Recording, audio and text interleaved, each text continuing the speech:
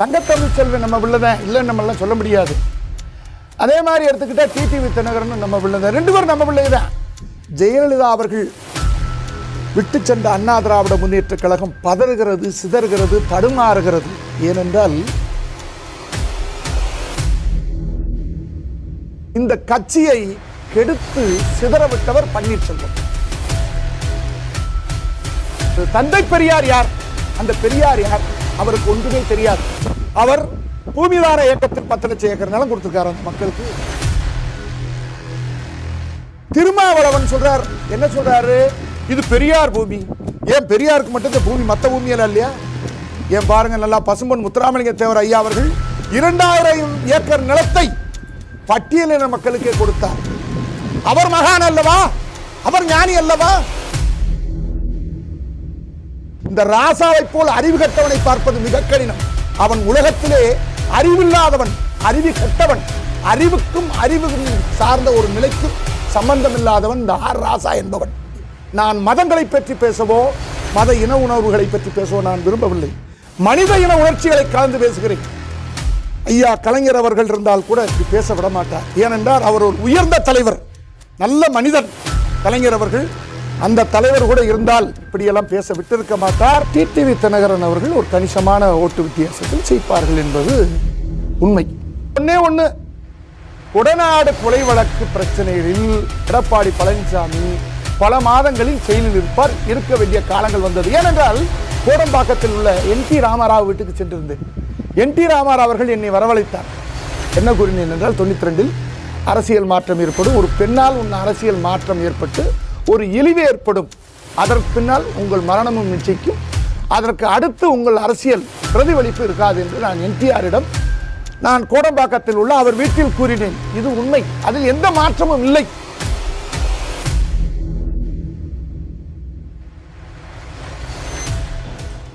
வணக்கம், என் பெயர் சுந்தரவடிவேல் சுவாமிகள். நான் இருக்கும் இடம் தேனி மாவட்டம் கூடலூர் முல்லை பெரியாற்றங்கரையில் விஸ்வஜோதி ஆசிரமம் ஒன்று அமைத்து அதில் 64 அடி உயரத்தில் ஒரு மகாசக்தி சிலையும் சில ஆலயங்களும் எழுப்பி தெய்வீக பணிகள் செய்து கொண்டு வருகிறேன். தற்போது இந்த தேசத்தில் நடக்கக்கூடிய நிகழ்வுகள் ஒரு நிலையற்ற நிகழ்வுகள் நடந்து கொண்டிருக்கிறது. அந்த நிகழ்வுகள் எதற்காக நடக்கிறது என்றால், ஒரு புதிய புரட்சி, புதிய யுத்தி, புதிய எதிர்காலத்தை அமைப்பதற்காக நடக்கிறது. அதனால்தான் ஐயா மோடி அவர்கள் 3வது முறை பிரதமராக வருவதற்கு கொடைக்கானலில் அஸ்வமேத யாகம் நடத்தினோம். 2008 கூட அவர் பிரதமராக வருவதற்கு அப்போதும் ஒரு அஸ்வமேத யாகம் நடத்தினோம். ஆனால் அந்த அஸ்வமேத யாகம் அவ்வளோ பெரிது அல்ல. ஆனால் முதல் கொடைக்கானலில் 5500 அடி உயரத்தில் ஒரு அஸ்வமேத யாகம் நடந்திருக்கிறது என்றால் உலகத்திலேயே இதுதான் முதல் முறை. இதற்கு முன்னால் எங்கும் நடந்தது இல்லை. ராமாயண காலத்தில் கைகை நடத்தப்பட்டது ஒரு அஸ்வமேத யாகம், ராமனுக்கு நடத்தப்பட்டது ஒரு அஸ்வமேத யாகம். ஆனால் முதலாக மோடி அவர்கள் 3வது முறை 2024 அவர் மீண்டும் பிரதமராவதற்கு இந்த யாகம் கொடைக்கானலில் நடத்தப்பட்டது. அவர் பிரதமராக வருவார், அதில் எந்த மாற்றமும் இல்லை. எதிர்க்கட்சிகள், இந்தியா கூட்டணி எதிர்க்கட்சிகள் எல்லாம் சொல்லுகிறது யார் பிரதமர் வேட்பாளர் என்று அவர்களுக்கே தெரியாது. யார் சொந்த பிள்ளை, யார் எடுப்பு பிள்ளை, எந்த பிள்ளை வளர்ப்பு பிள்ளை என்று தெரியாத ஒரு கூட்டணி இந்தியா கூட்டணி. அந்த கூட்டணி என்பது சிதறிவிடும், நிச்சயம் அது வலுவடையாது. அவர்கள் பேசுவது முற்றிலும் தவறு. ஏனென்றால் காங்கிரஸ் கட்சியில் இருக்கக்கூடிய சிதம்பரம் முழுக்க இந்த தேசத்தை கெடுத்து விட்ட ஒரு நிதியமைச்சர். அவர் கூட சொல்லுகிறார், நாங்கள் வந்தால் நிச்சயமாக காங்கிரஸ் வராது, அது கம்பு உண்டும் கட்சியாக மாறிவிட்டது. இதுதான் இயற்கையுடைய நீதி. அதற்கு பின்பு திராவிட முன்னேற்ற கழகத்தினுடைய பேச்சுவார்த்தைகள், அவங்களுடைய நடவடிக்கைகள் இதெல்லாம் முழுக்க ஒரு தவறான ஒரு செயல்களில் போய்கொண்டிருக்கிறது. அதுக்கு மக்கள் சக்தி மகாசக்தியாக மாறி அவர்கள் தீர்ப்பு வழங்குவார்கள் வரும் தேர்தலில். இதில் எந்த மாற்றமும் அல்ல. இதற்கிடையில் ஜெயலலிதா அவர்கள் விட்டு சென்ற அண்ணா திராவிட முன்னேற்ற கழகம் பதறுகிறது, சிதறுகிறது, தடுமாறுகிறது. ஏனென்றால் அந்த கட்சியை முதலமைச்சராக பன்னீர்செல்வம் அவர்கள் இருந்தார்கள். இருக்கின்ற பொழுது அந்த கட்சியை வழிநடத்தி தன் பக்கம் வயப்படுத்த வேண்டும் என்று சசிகலா அவர்கள், சின்னம்மா என்ற சசிகலா அவர்கள் தன் பக்கம் இழுத்தார்கள். ஆனால் அது சிதறிவிட்டது. அது சிதறுவதற்கு காரணம் யார் என்றால் பன்னீர்செல்வம். ஏனென்றால் அவருடைய பக்கத்துக்கு போனால் இந்த கட்சியை தனக்கும் தன் மகனுக்கும் தன் குடும்பத்துக்கும் உரிய கட்சியாக மாற்றிக்கொள்வோம் என்ற ஆசையில் இந்த கட்சியை கெடுத்து சிதறவிட்டவர் பன்னீர்செல்வம். இன்று அவர் புண்ணியம் தேடுகிறார் கோயில் கோயிலாக. நிச்சயம் ஜெயலலிதாவுடைய ஆன்மா அவரை மன்னிக்கவே மன்னிக்காது. எம்ஜிஆருடைய ஆன்மா நிச்சயமாக மன்னிக்கவே மன்னிக்காது. அவரெல்லாம் சசிகலாவும் இப்படித்தான். ஆனால் அந்த கட்சி எடப்பாடி பழனிசாமி பின்னால் சென்று வளர்ச்சி அடையும் என்பதுதான் உண்மை. ஆனால் அந்த வளர்ச்சிக்கு இடையூறாக இருப்பவர் ஜெயக்குமார் அவர்கள், CV சண்முகம், வேலுமணி, இவர்களெல்லாம் ஒரு தடைகூறாக இருந்து, முனிச்சாமியிலிருந்து தடைகூறாக நின்று அந்த கட்சியை கெடுத்து கொண்டு வருகிறார்கள். இந்த தடைக்கற்கள் மீறாவிட்டால் எடப்பாடி அவர்களும் வெகு விரைவில் குடநாடு பிரச்சனையில் ஜெயிலுக்கு செல்வார். இந்த கட்சி மீண்டும் இன்னொரு பாதையில் மாறி மிகப்பெரிய வளர்ச்சி அடையக்கூடிய காலமாக மாறிவிடும். இதை எடப்பாடி பழனிசாமி சந்தர்ப்ப சூழ்நிலையோடு அவர் பயன்படுத்திக் கொள்வார் என்று நான் நினைக்கின்றேன். இதுதான் உண்மை. இதில் வேறு ஒன்றும் அல்ல. இவர்கள் அறிவாளியாக இருக்கலாம். ஏனென்றால் தெருவில் கிடந்தவர்களுக்கு பெரும் பதவிகள் வந்து பணங்களையும் பஞ்சனைகளையும் சம்பாதித்தவர்கள் அப்படித்தான் மற்றவர்களை எளிமையாக நினைப்பார்கள். இதுதான் இயற்கையினுடைய நீதி. ஆகவே யாரார் அதிமுகவுக்கு துரோகம் செய்தார்களோ அந்த மேல்மட்டத்திலிருந்து அவர்களை அம்மா ஜெயலலிதாவுடைய ஆன்மாவும் எம்ஜிஆருடைய ஆன்மாவும் நிச்சயமாக மன்னிக்காது. இதுதான் சத்தியத்தினுடைய உண்மை. சனாதன சம்பந்தமா இது இப்போ திமுகவில் நிலைப்பாடு சொல்றாங்க. கட்சி தலைவராக இருந்தாலும் சரி, ஸ்டாலினாக இருந்தாலும் சரி, உதயநிதியாக இருந்தாலும் சரி, சனாதன பற்றி பேசுகிறாங்க, ஒரு மாதிரி பேசுகிறாங்க. அது சம்மந்தமாக நீங்கள் என்ன நினைக்கிறீங்க? அதாவது சனாதானம் என்பது வந்து ஜனதர்மம். அந்த ஜனதர்மம் என்பது கலாச்சாரத்தோடு ஒட்டி உறவாடி கலாச்சாரத்தோடு பின்னி பிணைந்து வளர்ந்து வந்தது தான் சனாதான தர்மம்.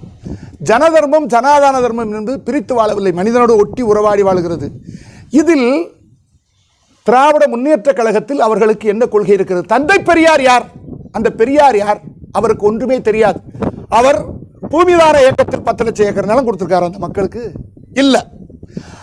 என்னெந்த நாட்டுக்கு செஞ்சிருக்கார் பெரியார்? ஒன்றும் செய்யலை. ஏதோ அர்ஜுன வீட்டில் போய் சாப்பிட்டாரு. நாங்கள் சாப்பிட்றோம், எங்களுக்கு ஜாதி வேண்டாம், மதம் வேண்டாம், யார் வீட்டில் வேணாலும் சாப்பிடுவோம். அதை ஒன்றை வச்சுட்டு திருமாவளவன் சொல்றார். என்ன சொல்றாரு? இது பெரியார் பூமி. ஏன் பெரியாருக்கு மட்டும் இந்த பூமி, மற்ற பூமியெல்லாம் இல்லையா?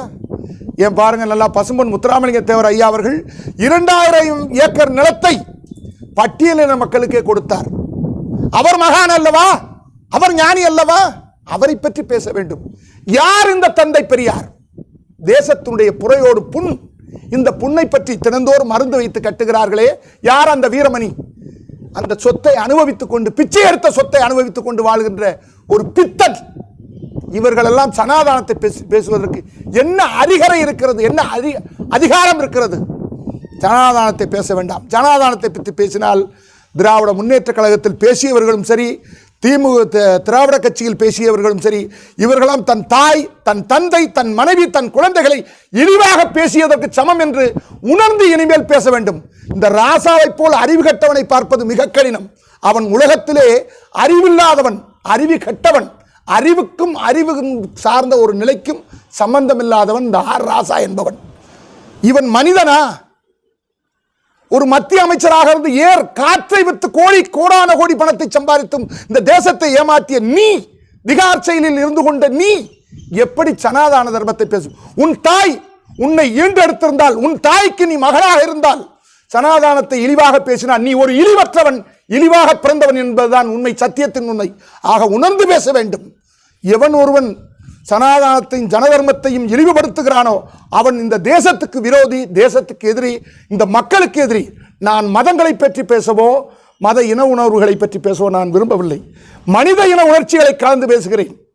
இதை திராவிட முன்னேற்ற கழகத்தில் ஐயா கலைஞர் அவர்கள் இருந்தால் கூட இப்படி பேச விட மாட்டார். ஏனென்றால் அவர் ஒரு உயர்ந்த தலைவர், நல்ல மனிதன் கலைஞர் அவர்கள். அந்த தலைவர் கூட இருந்தால் இப்படியெல்லாம் பேச விட்டிருக்க மாட்டார். ஆனால் இத்தனையும் மிக கேவலமாக பேசவிட்டு வேடிக்கை பார்த்து கொண்டிருக்கும் இன்றைய முதலமைச்சர் ஸ்டாலின் அவர்கள் பிற்காலத்தில் மிக கஷ்டப்படுவார். பல பிரச்சனைகளை எதிராக சந்திப்பார். அப்போதுதான் அவருக்கு இதனுடைய உண்மை தெரியும்.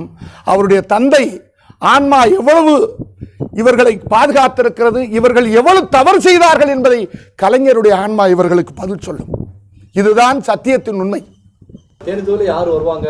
இப்போ தேனி தொகுதியில் அப்படின்னும் போது தங்கத்தமிழ் செல்வன் நம்ம பிள்ளை தான், இல்லைன்னு நம்மளாம் சொல்ல முடியாது. அதே மாதிரி எடுத்துக்கிட்டால் டிடிவி தினகரன் நம்ம பிள்ளை தான். 2 பேரும் நம்ம பிள்ளை தான், நான் இல்லைன்னு சொல்லலை, 2 பேருமே நம்ம பிள்ளை தான்.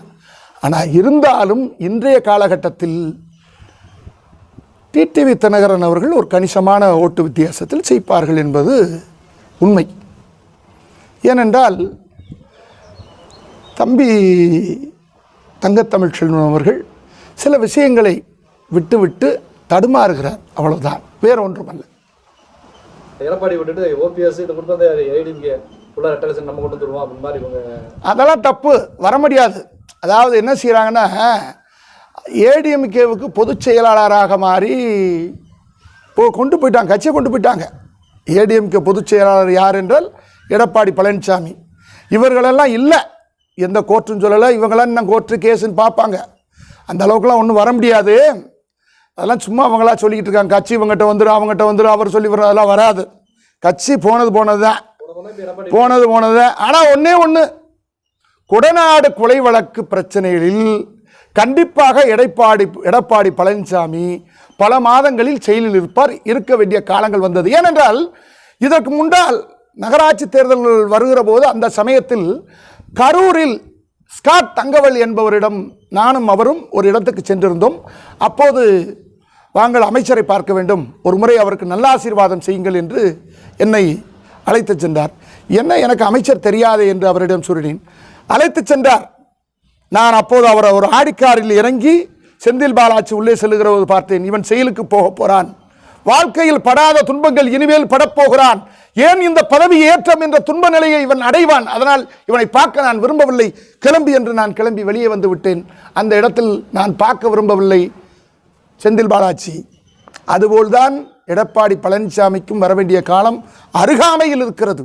ஆனால் கட்சி அவருடைய பொறுப்பிலேயே தான் அப்போதும் இயங்குமே தவிர, இவங்கள் நினைப்பது போல் சசிகலாவோ டிடிவி தினகரனோ பன்னீர்செல்வமோ இவர்கள் தலைமைக்கு நிச்சயம் வரவே வராது, வரவும் வராது. அதற்கு ஒரு தலைமை வழிகளை வகுப்பதற்கான ஆற்றல் நடந்து கொண்டிருக்கிறது, செயல்பாடுகள் முடிந்து போய்விட்டது. இதை எதுக்கு பேசுகிறீங்க? அது அவ்வளோதான், அது முடிஞ்சு போச்சு. அதாவது எடப்பாடி பழனிசாமி அவர்கள் அப்படி ஒரு வழக்கு வந்து அந்த வழக்கில் அவர் சிறைச்சாலை செல்ல வேண்டும் என்றால் கண்டிப்பாக ஜெயக்குமார் அவர்கள் செல்வார்கள், வேலுமணி அவர்கள் செல்வார்கள், ஜிவி சண்முகம் அவர்கள் செல்வார்கள். இவர்களுக்கெல்லாம் அதை தொடுத்த ஒரு பாதை அமைந்து கொண்டிருக்கிறது. அவர்களும் சிறைச்சாலைக்கு செல்ல வேண்டிய காலம் மிக அருகாமையில் இருக்கிறது. இப்போது அவர்கள் வெளியே இருந்து கொண்டு அறிவாளியாக ஞானிகளாக பேசுவார்கள். இந்த நாடே எங்களுக்கு கீழ்தான், என் காலுக்கு கீழ்தான் சொல்லுவேன். இந்த ஜெயக்குமார்லாம் பேசுவார். ஜெயக்குமார மாதிரி உலகத்தில் ஒரு அறிவற்ற பேச்சாளனை பார்ப்பது மிகப்பெரிய கடினம். இந்த கட்சியினுடைய தரமே கெட்டது ஜெயக்குமாரினால் தான். அதுக்கடுத்து மதுரையைச் சேர்ந்த செல்லூர் ராஜ் அவர்கள், அவர் உலக விஞ்ஞானி, அவர் தாமஸ் ஆல்வா எடிசனுக்கு அடுத்த ஒரு விஞ்ஞானி அவர். அப்படித்தான் அவரும் பேசுவார். அதனால் மாற்றங்கள் நிறைய ஏற்பட போகிறது அரசியலில். அரசியல் மாற்றம் என்பது 2028 மிகப்பெரிய உறுதியான மாற்றம் ஏற்பட்டு மிகப்பெரிய வெளிச்சங்களை தரும் என்பதுதான் உண்மை. அதாவது 2007 நான் தேவகவுடாவை அவருடைய வீட்டில் போய் பார்த்தேன். அவருடைய வீட்டில் போய் பார்க்கும்போது நான் அவர்கிட்ட பேசும்போது அவருடைய பேச்சுகள் கொஞ்சம் ஆணவமாக இருந்தது. அப்போ கூப்பிட்டு சொன்னேன், உன் கட்சி ஒரு காலத்தில் யார் இருக்கிறார்கள், யார் இதை பாதுகாக்கப் போகிறார்கள், என்ன நடக்கப் போகிறது என்று தெரியாமலே உன் கட்சி தடுமாறும். இதனால் மிகப்பெரிய கஷ்டங்கள் ஏற்படும், மிகப்பெரிய நஷ்டங்களும் ஏற்படும், அசிங்கமும் ஏற்படும். இந்த அசிங்கத்தை தான் இனிமேல் நீங்கள் சுவைப்பீர்கள் என்று தேவகவுடாவிடம் அன்றே சொல்லிவிட்டு அங்கிருந்து நான் அவர் வீட்டிலிருந்து வெளியே வந்து விட்டேன். அதுதான் அந்த 2007 நடந்தது. அதற்கு பின்னால் 2009 கூட நமது எடியூரப்பாவை பார்த்தேன். அவருக்கும் பல கதைகள் சொன்னேன், அவர் கேட்கவில்லை. அதனால் உன்னுடைய அரசியல் முடிவுக்கு வந்து விட்டது. நீ ஒரு சின்ன குழந்தை மூலமாகவோ அல்லது ஒரு பருவத்துக்குரிய பெண்களாகவோ ஏதாவது பெண்களால் ஒரு இழிவான பெயர் ஏற்பட்டு உன்னுடைய அரசியல் முடிவுக்கு வரும் என்று அன்றே கூறிவிட்டு வந்துவிட்டேன். ஏனென்றால் இதற்கு முன்பே எனக்கு கர்நாடகத்தில் உள்ள முன்னாள் அமைச்சர், அவர் முதலமைச்சர் பங்காரப்பா முதல் கொண்டு எனக்கு நல்ல பழக்கம். பல முதலமைச்சர்கள் கர்நாடகத்தில் எனக்கு நெருக்கமான பழக்கத்துடையவர்கள். நான் சொன்னதை சிலரெல்லாம் கேட்பார்கள், வழிமுறை சொல்லி. ஏனென்றால் அந்த வித்தான் சவுத் என்பது ஒரு சாபத்துக்குரியது. யார் ஒருவர் முதலமைச்சராக வருகிறாரோ அவர்கள் அதை விட்டு வெளியே வந்தவுடன் மிகப்பெரிய அசிங்கமான பெயர்களையும் அசிங்கமான பிரச்சனைகளை சுமக்க வேண்டிய நிலைகளை ஏற்படுத்தி அந்த வித்தான் சவுத்தை கொடுத்து விடும். ஏனென்றால் நன்றாக பாருங்கள், SM கிருஷ்ணா அவர்கள் கூட சம்பந்தமே இல்லாமல் பல அசிங்கமான பெயரை கடைசி காலத்தில் சுமந்தார். இது இயற்கையில் நடந்து கொண்டிருக்கிறது. நான் அன்றும் சொல்லியிருக்கிறேன், அங்குள்ள அத்தனை அமைச்சர்களுக்கும் அத்தனை முதலமைச்சர்களுக்கும் சொல்லியிருக்கிறேன். அதுதான் உண்மை. அதனால்தான் இப்போது தேவகவுடாவுடைய கட்சி நிலையற்ற ஒரு நிலைக்கு மாறப்போகிறது. அதில் எந்த மாற்றமும் இல்லை. இதுதான் கர்நாடகத்தினுடைய. நீங்க இது மாதிரி பெரிய அரசியல் தலைவர்கள், கட்சி ஒரு பெரிய தலைவர்களை பயங்கரமா ஒரு சாடுறீங்க. ஆமா. ஆனா அதுக்கு பிரதிபலனா ஏதாவது உங்களுக்கு நான் யார்கிட்டையும் எதிர்பார்க்கல. ஏன் அப்படின்னு கேட்டீங்கன்னா, எதிர்பார்க்கல மத்த அந்த மாதிரி இல்ல இல்ல இல்ல இல்ல. அதாவது நான் கிட்டத்தட்ட 91-2 கோடம்பாக்கத்தில் உள்ள NT ராமாராவ் வீட்டுக்கு சென்றிருந்தேன். NT ராமாராவ் அவர்கள் என்னை வரவழைத்தார். நான் அவரோடு ஒரு 2 மணி நேரம் பேசினேன் 92. அப்போது நான் அவரிடம் கூறியதாவது, என்ன கூறினேன் என்றால், 92 அரசியல் மாற்றம் ஏற்படும், ஒரு பெண்ணால் அரசியல் மாற்றம் ஏற்பட்டு ஒரு இழிவு ஏற்படும், அதற்கு பின்னால் உங்கள் மரணமும் நிச்சயிக்கும், அதற்கு அடுத்து உங்கள் அரசியல் பிரதிபலிப்பு இருக்காது என்று நான் NTRிடம் நான் கோடம்பாக்கத்தில் உள்ள அவர் வீட்டில் கூறினேன். இது உண்மை, அதில் எந்த மாற்றமும் இல்லை. இந்த தேசமும் இந்த தேசியமும் வளர்வதற்கு ஐயா மோடி அவர்கள் 3வது முறை பிரதமராக பதவியேற்றவுடன் இந்த மக்களுக்கும் இந்த நாட்டினுடைய எழுச்சிக்கும் மிகப்பெரிய நன்மையும் எதிர்காலமும் நடக்கும். இந்த தேசம் 2030 வல்லரசாக மாறும். இதில் எந்த மாற்றமும் இல்லை. ஆகவே என்றும் நாம் இந்தியனாக இருப்போம், என்றும் தமிழனாகவே பேசுவோம். வாழ்க வளமுடன், வளம் பெறுக, நலம் பெறுக.